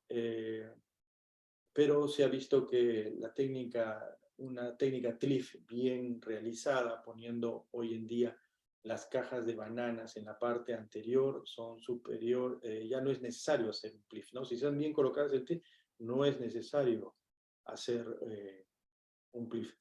Ahora, las bananas son superiores a solamente colocar una caja transversal, porque se ha visto que hay mayor riesgo de pseudoartrosis en las cajas oblicuas, ¿no? Y no tienen una rigidez y son predictores de hundimiento. Entre las técnicas anteriores, las que ya conocemos, ¿no? La primera que se creó fue la LIF, ¿no? Y de esto se han hecho muchos tipos de cajas, ¿no? Se han creado varios tipos de cajas, ¿no? Que han servido para la creación de las cajas de los otros abordajes.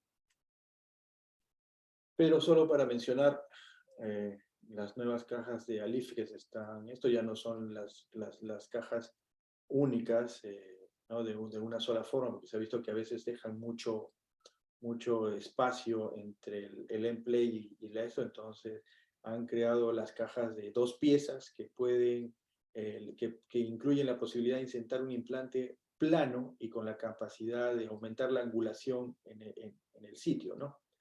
Y generalmente, bueno, el ALIF, la mayoría de artículos menciona que hay que establecerlo como una fusión posterior. Pero bueno, eso es también cuestionable.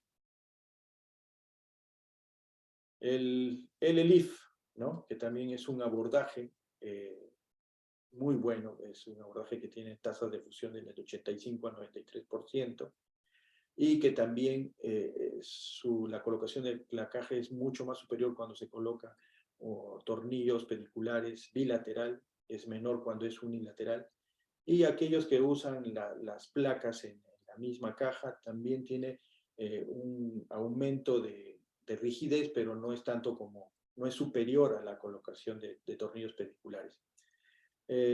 Proporciona entre 2.8 a 5 grados de lordosis, ¿no? Aunque ahora se están creando cajas que son hiperlordóticas para ayudar para las escoliosis degenerativas y que hay deformidad. El OLIF, que es algo nuevo, ¿no? Es una nueva opción que permite el acceso lateral, que es un anterior al espacio intersomático. Es algo que esperemos que llegue al país pronto. Y el dato importante en esto es la maniobra ortogonal que tiene para poder ingresar a L5, S1 como a los niveles superiores, ¿no? Esto va a estar de acuerdo a cómo están colocados los vasos y las arterias. En cuanto a los materiales de los dispositivos intersomáticos, sabemos que el uso del PIC y del titanio es lo que más se usa. Hoy día hay una combinación del PIC con la fibra de carbono y que se acercan más a lo que es el hueso esponjoso y al hueso cortical. Entre lo nuevo está el uso de un nuevo dispositivo que se usa para infecciones, que son unas prótesis de silicón nitrito, ¿no? Que ayudan, como tienen un efecto antimicrobiano, se usan para estos casos de CITES, pero son casos recién en estudio y pocos casos necesitan más tiempo. Lo otro, la robótica, la neuronavegación intraoperatoria y la esterotaxia son algo que también ya en otros países hay, no lo tenemos acá. Esperemos que también llegue pronto para poder usarlo, porque con esto vamos a disminuir las tasas de mala colocación de tornillos, ¿no? O sea, especialmente con la neuronavegación, porque aún con la robótica hay todavía índices de revisión de tornillos, ¿no? Con el brazo robótico, eso será porque recién se está familiarizando la gente, pero hay va a haber seguramente estudios posteriores. Pero a menos con la neuronavegación podemos disminuir la tasa de mal posición de tornillos, especialmente en fusiones largas, ¿no? En escoliosis, en deformidades. Y a lo que vamos al punto, ¿no? O sea, cuando operamos, ¿no? ¿Qué es lo que queremos? La evaluación de la fusión. Ese es el punto, ¿no?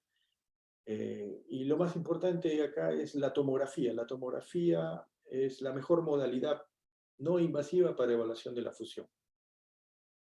Lo que vamos a ver es la trabeculación ósea a través del interespacio, sin ningún área de translucidez, ¿no? Pero al contrario va a haber, ¿cómo se llama?, hundimiento del implante, aflojamiento de tornillos, un halo alrededor del implante, ¿no? El end-play se vuelve rugoso. Pero hay otras modalidades, ¿no? La resonancia también nos puede indicar que hay que hay signos de pseudonecrosis, se ve un halo hiperintenso en la caja. También la gamografía ósea o el PET scan y radiografías dinámicas por la movilidad que hay, ¿no? El otro tipo de tratamiento que también hay, que no es la fusión, es el reemplazo total del disco, ¿no? Y que tiene estudios que demuestran que tiene resultados similares a la fusión, pero no lo tenemos acá nosotros también, algún día llegará, y es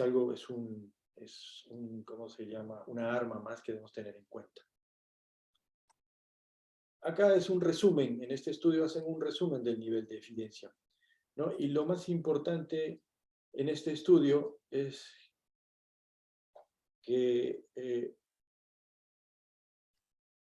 para la fusión o artroplastia, la evidencia, ¿no?, muestra que hay una superioridad, ¿no? No es una superioridad muy elevada, pero hay una superioridad en el tratamiento combinado de un paciente que le hagan rehabilitación, que le hagan cambio de comportamiento, terapia física, o que comiencen terapia con inyecciones epidurales, ¿no? O sea, todo eso combinado, la fusión y la artroplastia muestra una evidencia aún de superioridad. Esa es la evidencia que hay hoy en día.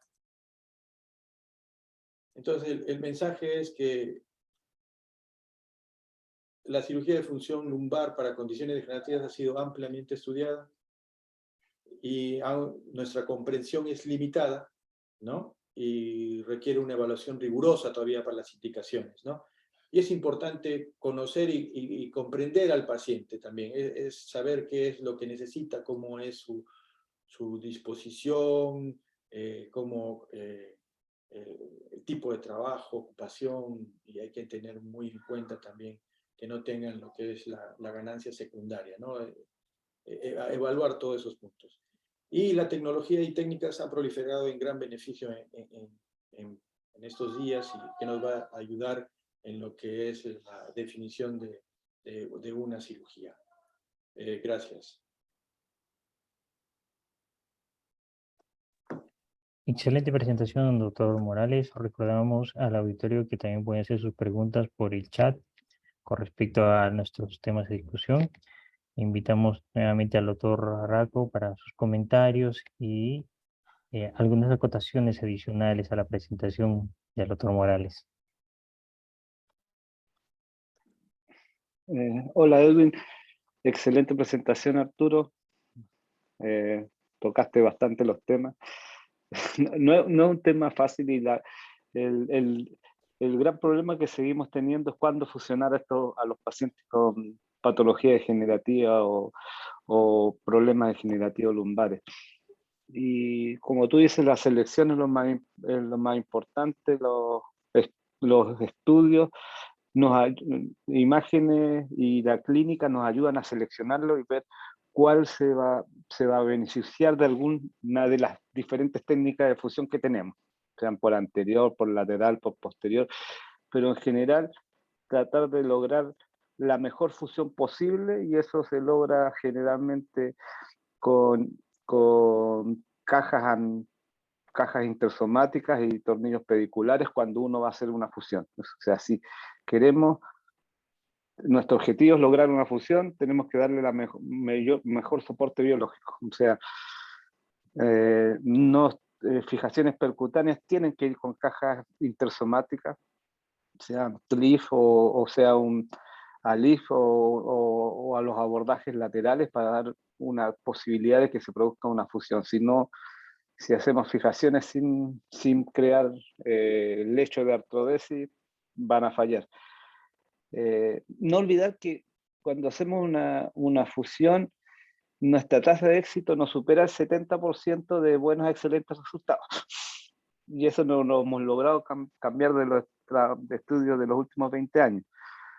Entonces la idea que la fusión siempre puede esperar y en general en patología degenerativa, tal como dijiste y lo presentaste, los pacientes que tienen inestabilidad, siempre, cuando hacemos descompresiones que inestabilicen, hay que fusionarlo. Cuando necesitamos restaurar balance o corregir deformidades, que es otro mundo aparte, completamente de acuerdo. Y cuando tenemos un dolor lumbar crónico mecánico. Si hay dolor radicular o dolor de pierna, quizás una descompresión es una buena solución y evaluar si es necesario o no hacer una fusión. Eso es lo que podría decir. Y el hacerlo abierto, tubular, con nuevas tecnologías, facilita y disminuye la morbilidad de los pacientes y las correcciones, pero lo fundamental es que logremos definir cuál es el que se va a beneficiar mejor por hacer una fusión y el buscar la fusión siempre. Excelente, doctor Raco, recalcando su comentario sobre la selección de los pacientes y sobre todo tener el objetivo de la cirugía, que ya lo mencionó el doctor Morales, la artrodesis, ¿no? La artrodesis que es al final el objetivo de nuestra cirugía de fusión, con un buen trabajo, recalcando en el espacio discal, sea la técnica que uno opte, siempre un buen trabajo del espacio discal, un buen clean del canal discal para permitir entrar una caja que nos va a dar mayor altura del disco, va a recuperar la altura del foramen, descompresión de estructuras y sobre todo una buena artrosis a lo largo del tiempo. No sé, doctor Cari, ¿algún comentario acotación a la charla de hoy?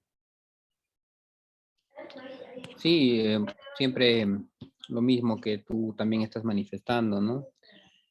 Creo que el diagnóstico clínico, el tomar en importancia los factores desencadenantes, los factores psicosociales, como se ha precisado, y corroborar esto con un buen estudio radiológico, en este caso principalmente resonancia magnética, creo que es el fundamento para poder tomar una decisión de llevar a un tratamiento conservador o de cirugía, ¿no? Nosotros tenemos en mente siempre que la discopatía degenerativa y como tal sintomática, por decirlo así, siempre deben ir en teoría a fusión, ¿no? Dado que no hay no hay una clara compresión o algún otro factor que nos haga pensar solamente en hacer una cirugía de descompresión. Y ahí creo que lo ha descrito bastante bien el doctor Morales respecto a las técnicas a utilizar en caso de horas alternativas para hacer una fusión lumbar, pero sin embargo siempre las indicaciones, la conducta, la decisión es realmente difícil, ¿no? Eso lo llevamos todos los días siempre. Hay que conocer bien el paciente, hay que ver sus características, lo que él motiva, incluso la parte familiar, social, sí es importante, ¿no? Para mí sigue siendo difícil realmente decidir cuándo hacer sobre todo una cirugía y una cirugía de fusión, porque eso de todas maneras conlleva a una evolución a veces no, a veces incierta. Sí, quizá eso, ¿no? Doctor Yurak. Un comentario de que yo, por llevar muchos años en solo haciendo columnas, no estoy tan viejo, pero que lo hemos hablado con el Tontesino y Bartolomé. Cosas que no se olviden, porque cuando operamos a un paciente no le solucionamos el problema para siempre. Eso el tiempo nos lo ha ido demostrando. Antes nos preocupábamos de los pacientes de 65 y ahora estoy operando de 80 a 85. Entonces, no hay que apurarse. Otro que son palabras que parecen cliché, pero cuando los que nos dedicamos a la columna pensamos que haciendo una cirugía, un procedimiento, vamos a ganar la guerra, es mentira. Lo que ganamos son batallas y queremos los periodos de paz más largos posibles. Pero más adelante vamos a tener problemas. Y otro como es, si no hay compromiso neurológico, ya cervical, mielopatía o un déficit importante, la fusión debe ser la última alternativa. O sea, lo que le enseñamos a nuestros residentes y fellows, que la fusión y el matrimonio siempre puede esperar. Cuando yo indico una fusión, cuando he agotado el manejo conservador y los procedimientos semi-invasivos que se han descrito, que bloqueo facetario, bloqueos periurales, dependiendo del tipo del paciente, va a ver si es un dolor más facetario posterior, risotomía, eventualmente hasta hemos hecho y hemos ganado tiempo, porque lo que hacemos es ganar tiempo haciendo infiltraciones en esos pacientes con un MODIC 1, con un dolor axial mecánico, infiltraciones de corticoide y anestésico, en vez de las discografías que hacíamos antes, le hacemos un bloqueo, con lo cual con algunos hemos tenido, nos sirvió de diagnóstico terapéutico, en otros hemos ganado un par de años y otros ha pasado la etapa de que pasa de MODIC 1 a MODIC 3, se estabiliza y no llegamos a la cirugía, pero sabemos que siempre es una alternativa. Entonces, el mensaje, porque es una decisión que no es fácil fusionar en patología degenerativa, y más que cada vez son más viejos nuestros pacientes, y que los síndromes transicionales existen, ¿cómo se llama? Es que no se apuren, agoten todas las instancias en que llegue el paciente que llevo 6 meses que no me he mejorado porque he tomado analgesia y he hecho fisioterapia. Usted retrátenlo completo y pártanlo de cero hasta que estén convencidos en su seno mismo que ya no hay nada más, ninguna otra alternativa, salvo que haya una inestabilidad, una compresión neural que no pueda esperar. Ese es como concepto de un joven. Excelente, muchas gracias, doctor. Y sí, es cierto, podemos tomar dos decisiones en diferentes, o decisiones mismas. En un paciente A, lo torcemos, y en un paciente B, muchas veces, a veces el paciente B no va a tener la misma evolución que un paciente A, y de ahí tenemos problemas a futuro. Sobre todo porque el paciente uno le ofrece una solución a su problema y en realidad no es lo que él esperaba. Y con respecto y dando pie a la presentación, al comentario que nos mencionó, hablamos mucho, ya lo mencionó el doctor Morales en las presentaciones, sobre la reinervación de los discos degenerados, y es ahí haciendo pie a la pregunta sobre el uso de la termodiscoplastía o la nucleoplastía que está ingresando con fuerza en nuestro país, el uso del famoso Disflix. ¿Qué opiniones tenemos para ello? Obviamente son tratamientos percutáneos que va a ir a calmar el dolor en una forma de tratamiento para la enfermedad degenerativa discal. ¿Qué opinión se merecen al respecto? Bueno, es algo que cuando se hicieron quimionucleolisis antiguamente o disectomías como partieron, los resultados no fueron tan buenos, y con las nuevas tecnologías, igual que los bloqueos de basis vertebral, es una alternativa para evitar la fusión. No es, no es una solución. Depende de un paciente joven que uno no quiere fusionarlo de entrada.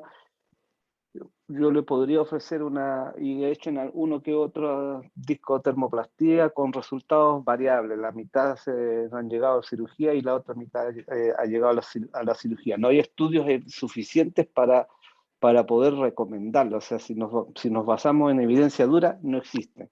Si nos basamos en tratar de evitar una fusión, es una alternativa a los procedimientos semi-invasivos para manejo del dolor, que realmente vayan directamente a la reinervación del ramo primario, el ramo posterior, que va desde la raíz hacia el anillo, no está claro.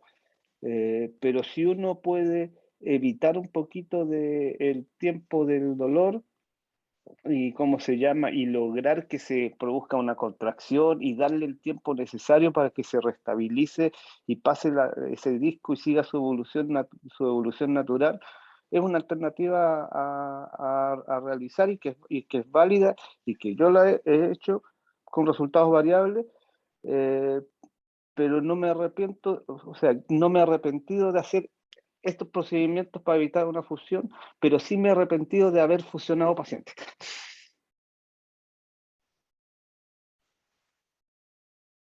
Doctor Morales, ¿algún comentario sobre la termodiscoplastía?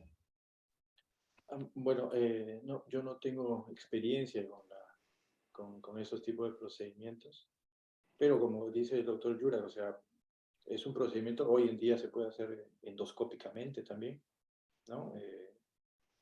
Tanto así que hay trabajos en la que refieren que, pero por ejemplo, una hernia discal con dolor lumbar y por endoscopía versus la fusión, los resultados son similares, o sea, eh, hay muchos procedimientos que se pueden hacer, pero no hay nada probado hasta ahora, ¿no? Es cierto, sí, que a veces fusionamos pacientes y no van bien, ¿no? Como bien lo dice la literatura. Entonces, yo creo que son varios factores que tenemos que, en el momento de, de conversar con un paciente, y la experiencia la va a dar el tiempo, ¿no? Y la cantidad de procedimientos que hagamos, ¿no? Entonces, yo creo que en un conversatorio de todos los que hagamos columna, creo que sacamos buenas ideas, ¿no? Como ahora. Bien, bien. Y algo muy importante sobre la artrodesis y lograr la fusión en un paciente que vamos a artrodesar. Uno es el trabajo del disco y el uso de cajas intersomáticas, ya sea PIC, ya sea titanio, la mezcla de él. Doctor Morales, usted utiliza, va a ser una pregunta, doctor Carrizo, ¿qué tipo de sustitutos óseos? Yo asumo que es el injerto el que utilizan. ¿Cuál es el que nos da mayor confianza para lograr una pregunta? Y acoto a ello, veo que en su presentación también habló sobre las tomografías. Cada uno tenemos la obligación de buscar nuestra pseudoartrosis y que otro cirujano no nos encuentre nuestra pseudoartrosis como cirujano. Entonces tenemos la obligación de buscar nuestra pseudoartrosis y es recomendable pedirle una tomografía a un paciente en cuánto tiempo para poder definir qué artro de SAO. Mira, yo en mi tiempo de experiencia en columna he cambiado mi abordaje, ¿no? Antes hacía más abordajes posteriores, ahora hago más abordaje anterior. Y he usado lo mismo, o sea, las mismas cajas PIC, ¿cómo se llama? He usado el mismo injerto óseo, pero he visto que he tenido mayor satisfacción en los abordajes anteriores. Debe ser, obviamente, por el área y el tipo de la caja, ¿no? que es mucho más grande, abarca. Y he visto que en esos pacientes que con abordaje anterior fusionan rápidamente, ¿no? Entre 4 a 6 meses el paciente está fusionado, que hay signos de fusión. Y obviamente se ve con la clínica, a diferencia de operar un paciente por vía posterior, haciéndole los PLIF o haciéndole el CLIF y poniendo injerto óseo, preparando bien mi emplay. He visto que la fusión dura más tiempo, el paciente puede llevar un año o un poco más y tiene dolor todo ese tiempo. Entonces, no sé si será la técnica, pero yo creo que a veces uno hace con lo que le va mejor, ¿no? Yo en eso estoy de acuerdo, porque yo ya he vivido el cambio de varias etapas. O sea, los alifes los hacíamos a fines de los 98, 99, comienzos de 2000 era lo que más hacíamos, y hacíamos por mini approach antes de que se crearan, ¿cómo se llama?, todas las nuevas tecnologías, pero usábamos el SimFrame, como lo hacíamos con McEvy, con, ¿cómo se llama?, y en Alemania, y los resultados y las tasas de fusión siempre van a ser mejor, porque el área de fusión es mucho mejor y la preparación de la placa vertebral es mayor. O sea, el área de fusión de una LIF es un 70%, que es el cuerpo vertebral, versus una artrodesis posterior.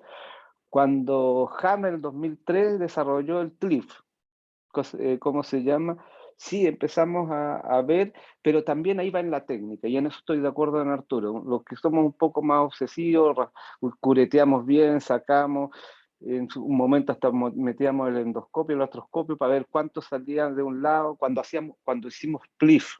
Entonces hacíamos PLIF hasta el 2008, hacíamos PLIF y hacíamos una buena reconstrucción, pero más allá de la caja, lo que nos interesaba era, la caja era un soporte nomás, era el autoinjerto que le poníamos siempre. Nosotros siempre seguimos usando hueso del paciente, que lo aumentamos con algún aloinjerto en chip, pero casi no usamos ningún injerto, ningún sustituto. Y con eso teníamos buenas tasas de fusión, pero por la técnica. Y lo otro, que nosotros los primeros ALIF lo hacíamos con, ¿cómo se llama?, con cresta ilíaca, con hueso, con aloinjerto relleno en cresta ilíaca, o cajas de titanio, igual que los PLIF eran cajas de titanio, y las fusiones eran más rápidas y se veían más fácilmente. El PIC, nunca logramos ver una fusión adecuada antes de 1 o 2 años, tenemos que estar viendo signos indirectos. Entonces, yo creo que hay que volver, y eso es porque, y se está volviendo al titanio, y el ALIF si queremos lograr una buena fusión, es una buena alternativa, porque volvemos a lo mismo que hacíamos hace años, que Arturo mostró, que era, le hacíamos una ALIF, y para no hacer un abordaje posterior completo y poner tornillos pediculares, ¿cómo se llama?, aprendimos de John Webb y Eddie a poner los tornillos transarticulares, con lo cual le hacíamos una LIF, una placa anterior, y lo cerrábamos en compresión con unos tornillos, y ahí, como era una fijación circunferencial, en patología degenerativa andaban bien. Pero actualmente, teniendo fijación percutánea, le hacís la fusión por anterior y lo estabilizáis por posterior es el mejor resultado para lograr una fusión, si quieres lograr una fusión. Porque cuando nos dicen, hice una fijación percutánea, pero no le hicieron artrodesis intersomática o por lo menos a través de abordajes Wilson a las articulares o injertos intertransversos, eso va a fallar sí o sí. Entonces los conceptos con mejor tecnología es lo que hay que mantener. Excelente, excelente recomendación, claro que sí. Y bueno, antes de pasar ya a la revisión del caso, tenemos una pregunta para el doctor Yura, o bueno, para todos los panelistas, es sobre si bien es cierto la artrodesis o la fusión en pacientes jóvenes es lo que uno debe evitar, ¿no? Debemos evitar una fusión en pacientes jóvenes, la experiencia con la artroplastía, obviamente por vía anterior. A Doctor ver, Yura. a nivel lumbar, nuestra experiencia con la artroplastia lumbar la dejamos de hacer hace más de 10 años. La trajimos, pero los resultados fueron bastante aleatorios. Nos pusimos muchas, no deben haberse puesto más de 20, pero las que encontramos en su momento mejores resultados fueron las que se fusionaron a nivel lumbar. Biomecánicamente la charnela lumbosacra se comporta de diferente manera y las prótesis pusimos las que clínicamente mejor resultados tuvieron fueron las que se autofusionaban, o sea, se osificaban y se dejaban de mover. A esos pacientes se les pasaba el dolor con N pequeños, después las dejamos de colocar hace más de 10 años a nivel lumbar. ¿Por qué? Creo que biomecánicamente no estaban bien hechas, fueron las primeras, ¿cómo se llama? El punto de equilibrio y el balance a nivel lumbopélvico, el E4-D5 y el E5-C1, que son la mayoría, no es suficiente, hay mucho dolor posterior que está asociado a las facetas. Entonces, mi recomendación, mientras no haya mejores estudios, todos los estudios Charité y Alemán han demostrado que el nivel lumbar no tiene, por eso no están tan recomendados. Donde sí hemos seguido y es una buena alternativa, todavía es en la columna cervical, y ahí sí hemos tenido resultados que son similares en cuanto a resultados clínicos, y se está viendo en los últimos estudios que está preveniendo un poco la enfermedad del disco adyacente a nivel cervical, que tiene menos peso, que tiene menos carga y tiene otra movilidad. Entonces, yo no podría recomendarles en este momento las prótesis lumbares porque nuestra experiencia que lo usamos fue menor a una fusión. Y todavía le falta desarrollo. ¿Qué es el camino? Sí, pero todavía a nivel lumbar no, a nivel cervical hay prótesis ya con buenos resultados y es una buena alternativa. Excelente, muy bien. Bueno, al no tener más preguntas, doctor Morales, retomamos el caso, Claro. el caso clínico. Para los que se han sumido a la presentación el día de hoy, pues no sé si de todas maneras podemos retornar una diapositiva para tomar los puntos principales del caso clínico. Sí, claro. Paciente con dolor lumbar crónico, crisis eventuales de hace 3 años, con irradiación a glúteos e ingle, mejoran con medicación y reposo. Requirió hospitalización un par de veces para manejo endovenoso, o sea, tenía crisis de dolor lumbar. Presentó parestesias en miembros inferiores, a predominio izquierdo ocasionalmente. 4 meses antes de su consulta, luego de, podemos decir, un esfuerzo físico común para el paciente, presenta dolor con irradiación al glúteo izquierdo, lo cual lo maneja con medicación y reposo. Continúa con sus actividades, pero al día siguiente al levantarse presenta un intenso dolor con irradiación a miembro inferior izquierdo que lo lleva a tópico de su trabajo y luego a emergencia. En su ciudad le realizan estudios, le informan que tiene una hernia y que necesita cirugía. El paciente no acepta, realiza terapia física, con lo que el dolor disminuyó, pero persistía, ¿no? Y era limitante y estaba medicado continuamente y lo limitaba. Y ya viene a consulta por ya presentar una dificultad en la marcha, especialmente por debilidad en el pie izquierdo. Y al examen se comprobó la marcha, ¿no? Tenía la segue, parecía en el pie izquierdo la flexión vertebral, y ya venía con una electromiografía positiva con sufrimiento radicular. Básicamente lo que se le hizo una nueva resonancia, y este fue el hallazgo, ¿no? Para resumir, una hernia secuestrada a nivel de L5-S1 migrada en el lado izquierdo, una discopatía degenerativa del nivel L5-S1, que está entre 4 y 5, y una discopatía degenerativa en L4-L5 que está en un grado 3, diría yo. Y si tienen alguna acotación más. Perfecto, es una clínica que se correlaciona mucho con la presentación de la hernia. ¿Nos muestra su segunda diapositiva? Claro, o sea, más que todo el caso clínico es para discutirlo, ¿no? Yo creo que muchos van a tener diferentes opiniones de tratamiento. Entonces, Y las es aquí opciones de donde... Sí, sí, doctor. No, está perfecto. Y es aquí donde pues, las personas pueden tomar diferentes opciones. No sé, doctor Cari, ¿cómo abordaría este paciente? ¿Es datos suficientes para tomar una decisión quirúrgica? ¿Optaría por un tratamiento conservador todavía? ¿El déficit motor ya es indicación de tratamiento quirúrgico? ¿Qué opinión nos daría? Claro. El tiempo de enfermedad realmente es más de 4 meses, me parece. Ha hecho un tratamiento conservador, un poco no tan rígido, tan establecido, me parece, es lo que tengo entendido. Y sí, pues aquí, principalmente yo pienso que hay dos diagnósticos, ¿no? Uno que es la hernia discal propiamente dicha, que está migrada, y el otro es la discopatía, que es el dolor crónico que tiene el paciente ya desde mucho tiempo, incluso de años. En ese caso, para mí, el diagnóstico de hernia discal, dado que sí ha sido progresivo, se ha sostenido el dolor y además ha habido una progresión respecto al déficit neurológico, para mí sí es quirúrgico, ¿no? Yo le haría una resección de esa hernia discal. Quizá en donde tendría dudas aún y de manejar ahora o posteriormente sí sería la discopatía degenerativa sintomática, ¿no? Eso sí tendría todavía por ver.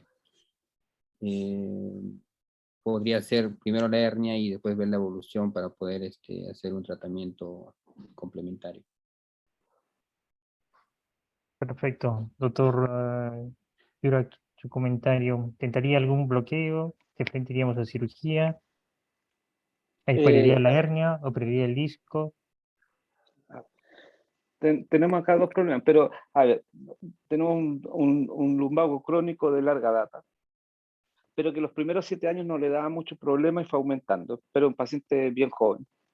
Y que aparte del disco 5.1 también tiene el disco 4.5, tiene un Firman 2A3, o sea que no está muy sano tampoco.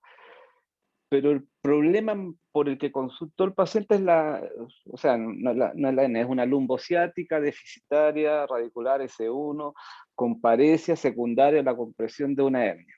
Ese es el diagnóstico, porque el paciente anda bloqueado y tiene la paresia. Más terapia o un bloqueo, en este paciente yo no lo haría. Tiene una hernia secuestrada que está justo, si uno ve bien las imágenes, ya uno va viendo que tiene una hernia secuestrada que está contenida y que la raíz S1 izquierda no se ve, o sea, está comprimida contra el receso, desapareció. La tasa de éxito de los bloqueos, del mejor bloqueo, que en este caso sería un epidural transforaminal ¿cómo se llama? Por anterior, incluso haciéndolo a través del agujero S1, nos supera el 36% de nuestros estudios, o menos.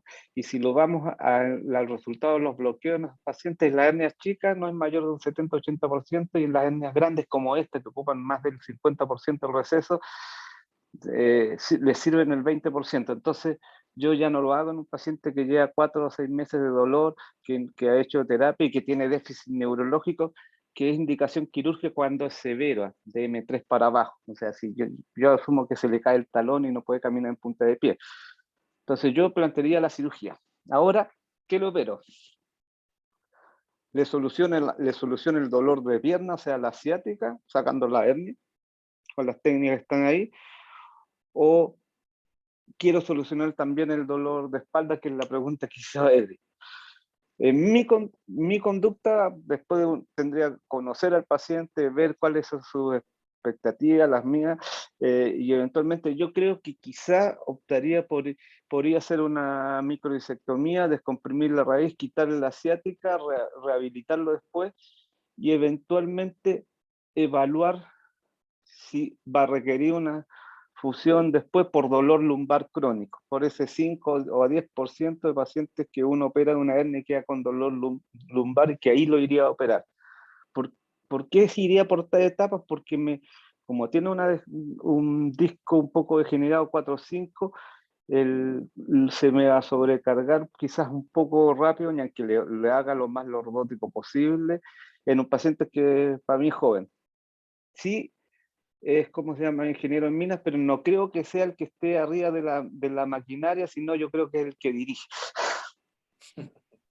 Entonces habría que considerar también qué quiere el paciente y de su estudio de dolor lumbar, explicarle lo que yo digo que uno no va a poder solucionar todo, pero esa es la pregunta, ¿le quito el dolor de la pierna o trato de quitarle el dolor de la pierna y la espalda?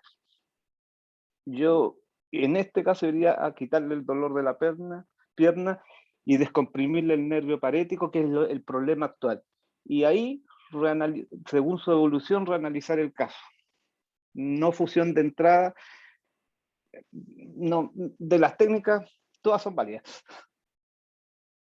Pero la indicación es lo que yo haría. No sé si Arturo tú planteas así o alguien más, Edwin. Yo quería preguntarle, doctor, si tiene alguna experiencia o algunos estudios en cuanto a este tipo de hernias de la microdisectomía endoscópica. Vamos a microdisectomía. Yo hice algunas endoscopías, estamos volviendo en clínica alemana a retomar, pero yo estoy apoyando para que Juan José Novoa y los un poco más jóvenes que yo lideren el team, pero esa hernia extruida, migrada, distal, uno no logra entrar, ¿cómo se llama?, endoscópicamente por vía foraminal, es imposible. Eso ya está bajo el pedículo, uno no puede llegar. Tendría que hacer ¿cómo se llama? Como una vía endoscópica interlaminar con alta resección de la lámina de C1 para llegar a encontrarla. Y ante eso, los resultados son lo mismo que le haga una microdisectomía tubular o con una incisión pequeña y no va a variar, solo le va a aumentar los costos y la tecnología. No está en el límite de la indicación. Hace 4 o 5 años los endoscopistas que hacen más endoscopía que nosotros, yo tengo poca experiencia en la endoscopía porque tengo muy buenos resultados con la tubular y el resto, era una contraindicación, pero yo no creo que se logre llegar por vía transforaminal con un endoscopio. La única forma sería interlaminar y no le veo ventajas sobre una tubular o una incisión pequeñita más clásica, una microceptomía con algún retractor pequeño. Claro, excelente. Sí. Y muchas veces de la toma de decisiones va parte también de la entrevista del paciente. Uno toma decisión quirúrgica junto con el paciente, no lo toma Sí. unilateral. Entonces, doctor Morales, cuéntenos, ¿cómo abordó al paciente? ¿Qué es lo que conversó con él? ¿Qué expectativas tenía el paciente? ¿Por qué no quiere operar? Bueno, ese es lo que ha dicho el doctor Yura, que es muy importante también, como lo dices tú, Edwin.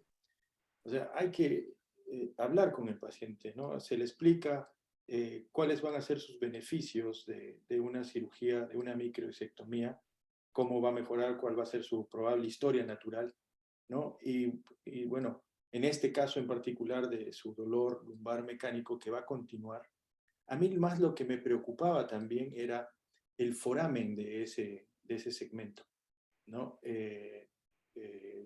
Lógicamente que la que aprieta más es la raíz que baja, ¿no? Pero al momento de sacar esa hernia o esa hernia que está secuestrada, uno a veces también entra, va al disco, explora, hace foraminectomía para ver el disco L5, eso es lo que más me preocupaba. Entonces, se le explicaba todo esto al paciente, ¿no? Y cuál va a ser su evolución, pero generalmente estos tipos de pacientes acá que necesitan volver a trabajar, hacer sus cosas, su vida normal rápidamente, ¿no? Y solucionar su problema, bueno, opté por una microdisectomía y hacerle un ALIF, ¿no? Este fue el resultado, obviamente, ¿cómo se llama? Este es la prueba de resonancia que siempre hago a los pacientes a los 2 meses de la cirugía.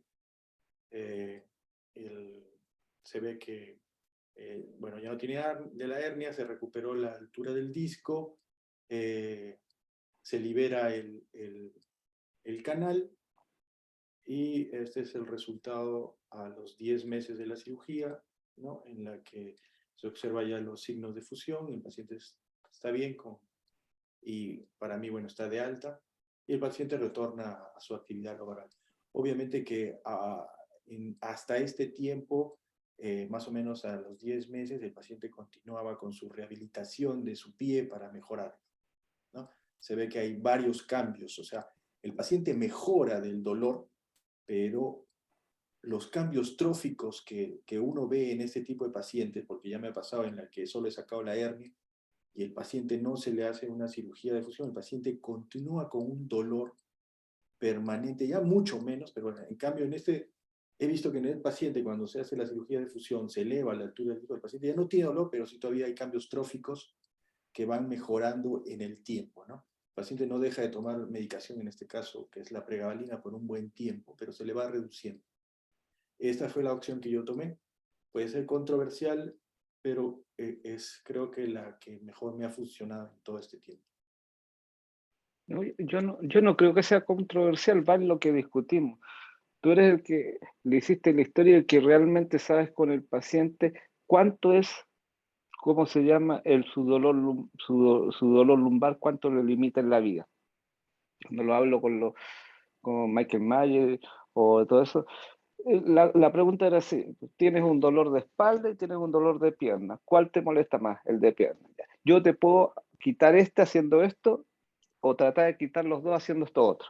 Y el paciente toma la decisión. Así es. La decisión no era fácil de hacer una fusión porque el disco 4-5 arriba se ve un poquito como que se ha ido degenerando y uno sabe que tiene segmentos adyacentes, faltó quizá un poquito de lordose. Si el paciente me convence que su dolor mecánico también es un problema, yo igual lo hubiera fusionado. Pero como tengo muchos años por posterior, cuando le hubiera hecho la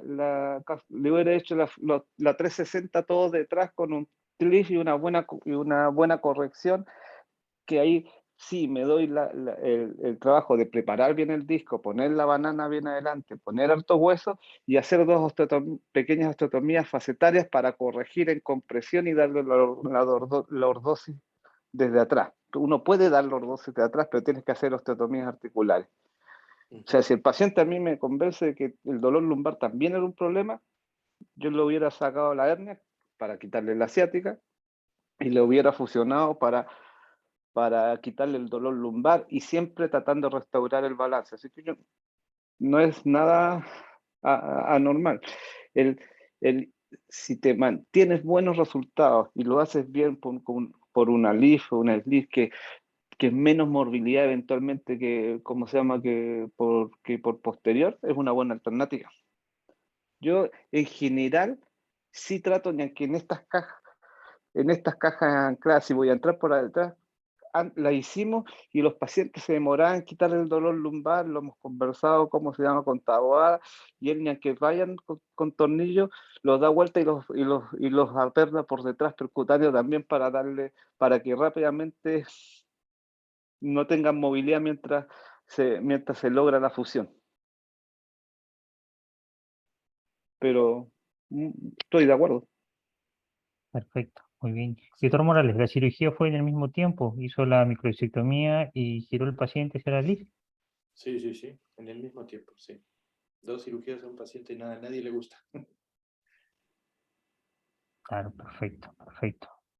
Doctor Cari, Pero, comentario. pero No, no es gusto si el paciente está dormido. No, Es en un tiempo. eso todo en un tiempo, claro, ¿no? O sea, hacerlo todo en un tiempo, porque hacerlo en diferentes días, no, el paciente no me va a aceptar eso, ¿no? Yo Tampoco es lo, darle, ¿no? va por la edad, porque tengo que operar un partido multinivel, de que tengo que hacer una fusión 2 sacro, y tengo que hacer una LIF, después oblicuo, y después posterior, que, ¿cómo se llama? Se puede hacer todo por... El ALIF yo no tengo la expertise para hacerlo en lateral, así que tengo que hacer un tiempo anterior y después podría hacer lateral y tornillo lateral, standalone, como lo hace Meneses o Alejandro, o ¿cómo se llama? O Juan Uribe, pero yo prefiero darle una vuelta más y hacerlo cómodamente para darle una seguridad. Quizás unos años más lo haga todo al revés porque es los cambios que van a hacer. Pero la diferencia si lo hago en uno va en la edad. En un paciente de 50 hasta 60 con buena movilidad lo hago todo en una sola anestesia. Pero en los pacientes de deformidades del adulto de 70 para arriba, ahí Hay que prefiero tener cuidado, diferirlo. claro. perfecto, perfecto. Y mire, y aprovechando que también comentó, eh, habla mucho el doctor Néstor Taboada sobre hacer cirugía 360, ¿no? Y, también, y lo preguntan en el chat, ¿no? Los ALIF autobloqueados con una instrumentación complementaria, con una instrumentación posterior para evitar un síndrome facetario o un dolor facetario residual a la instrumentación anterior. Doctor Morales, usted hace bastante ALIF solo sin complementación posterior, ¿no? Es debatible, sí, claro, pero su opinión al respecto, ¿no? O sea, ¿cuándo complementa por atrás o no lo hace? O con indicaciones puntuales. Bueno, sí, o sea, he tenido bastantes casos de ALIF. Generalmente, la mayoría solo son por vía anterior. O sea, cuando hago un ALIF no le hago un complemento posterior. Pero sí evalúo, pues, la edad del paciente, la calidad ósea, algún antecedente, pues, que tome corticoides, sea fumador, cosas que vayan a ver que me pueda fallar el sistema y que necesite un complemento posterior. He tenido, de todos mis casos, he tenido 2 casos de pseudoartrosis, una paciente joven de 50 y tantos años, que pensé que no iba a ni tener ningún problema, era diabética, pero hizo una pseudoartrosis, lo fusioné y fue bien con eso, ¿no? Sé yo. Y bueno, también un paciente mayor de 60 años que aparentemente por su índice de fragilidad no tenía ningún problema, la tomografía no tenía, la calidad ósea era buena, pero al final me hizo pseudoartrosis y tuve que fijarlo por vía posterior, ¿no? Hay casos, ¿no? Y eso te va enseñando, pero normalmente los pacientes que opero varían, la mayor parte está entre los 40 y 50 años, hago la fusión anterior hasta 3 niveles y no han tenido ningún problema. ¿Qué caja usa y con cuántos tornillos Son por las anterior? cajas de Sinfix Evo que Ah, ya, tienen 4 tornillos. sí. Sí, esa está. Nosotros hacíamos ALIF sin tornillos inicialmente, que teníamos que ponerle un tornillo para bloquear que se expulse el cage, o una vez que no tenía le puse hasta una placa de cervical para mantenerlo ahí, y ahí sí, no había opción y había que darlo vuelta. Pero cuando apareció el Sinfix 2006, 2008, con 4 tornillos que van de 15 a 20 y tienen una buena presa, es suficiente porque eventualmente tú no abordas la parte posterior y le quitas morbilidad. Son pocos los casos que realmente uno debería ir a cerrar como dice Néstor, que va y lo da vuelta y lo fija atrás. Porque lo que le molestaba y la respuesta de Néstor era que los fines de semana, cuando iban a jugar golf al mes, los pacientes le decían que todavía le dolía. O sea, si mientras no esté fusionado va a haber algún grado de movilidad y hay que restringirle algunas actividades. Entonces, depende. ¿A quién le haría un paciente joven con esto? Si es de alto impacto, o yo sé que rápidamente quiere volver a alguna actividad deportiva y que no lo voy a poder tener tranquilo, dependiendo del tipo de trabajo, quizás ahí pensaría en cerrarlo por detrás, pero por requerimientos específicos del paciente o por mala calidad de óseo, o porque cuando le pusimos los 4 tornillos del Simflic o de la que haya sido, uno quedó muy corto, la presa no fue muy buena. A veces cuestan colocar, no, ¿cómo se llama? Dependiendo de la pelvis, los tornillos sacros y no quedan buena presa. Si tengo alguna duda, recién ahí lo pensaría, pero son los menos, como dice Arturo. Claro, o si no, aquellos que tienen espondilolistesis, ¿no? Sí. No, ahí sí o sí. Así es, así es. Aunque he tenido un caso de una chica que se operó de una escoliosis, pero la fijación llegaba solo hasta L3, si no me equivoco. No, perdón, hasta L4, y tenía una espondilolisis, pero parece que no era traumática, nada, era congénita, y tenía un grado de listesis. Entonces, para no entrar por detrás y para fijarle y abrir de nuevo para unir eso, le hice solo una fusión por vía anterior, un ALIF, y le puse un corset y fusionó, ¿no? Es un caso raro, pero, sí. Pero fusionó. Pero ahí vi que no tenía alto grado del La incidencia pélvica no tan claro, alta. no era tan alta, entonces yo dije, va a fusionar, ¿no? Excelente, muy bien. Una noche muy provechosa con bastantes conceptos claros y experiencias puntuales en los pacientes. En aras de la hora, doctor Cari, su mensaje final para este webinar. Sí, bueno, no solo agradecer y creo que sí, efectivamente ha sido de mucho aprendizaje. Nosotros también, recuerdo este caso que lo acompañé justamente al doctor Morales y fue una experiencia muy agradable este tipo de cirugía, así que le agradezco también al doctor Morales por esa oportunidad. Y bueno, saludos a todos, muchas gracias por la invitación. Excelente. Sus comentarios finales, doctor Morales. No, muchas gracias a todos. Nuevamente agradecerles por la invitación, la consideración para exponer. Yo siempre atento a los casos y a los webinars. Muchas gracias. Gracias, doctor Jurek, también por las aportaciones. No, un gusto la invitación y siempre en la posibilidad a ayudar en lo que se pueda. Muchas gracias a todos ustedes, a los participantes, al auditorio. Gracias por las preguntas, por prestar atención, quedar estas horas. Y bueno, contento de poder participar también como moderador. Agradecido a Espesiva, a Torlaos, por permitirme también esta noche comandar esta charla. Muy bien, gracias con todos. Voy a dar pase al otro lado, sin nada antes mencionar a todos los amigos arequipeños. El día Melgar pasó a semifinales y estamos también contentos por ellos. Muy bien, doctor Laos. Cómo no, Edwin, gracias y felicitaciones a todos los hinchas de Melgar. Gracias por la participación a todos, quedarse hasta esta hora. Ha sido una charla muy provechosa, excelente, los panelistas, moderadores, en realidad, muy agradecido, doctor Raco, siempre usted nos apoya a la asociación. Nuevamente, es un gusto tenerlo siempre como panelista con sus comentarios. Igual, doctor Arturo Morales, muy agradecido, su experiencia en la cirugía de columna siempre al transmitir siempre nos va a ayudar a todos. Doctor Cari, gracias. Doctor Edwin, también ambos siempre han sido colaboradores de la Asociación Peruana de Cirugía Vertebral. Y no se olviden a todos los participantes que el próximo caso clínico, la próxima mesa redonda con la Sociedad Peruana de Traumatología y la Sociedad Peruana de Neurocirugía será el 8 de septiembre sobre balance sagital. Están todos invitados. Muchas gracias, hasta la próxima. Hasta luego. Gracias, hasta luego, gracias.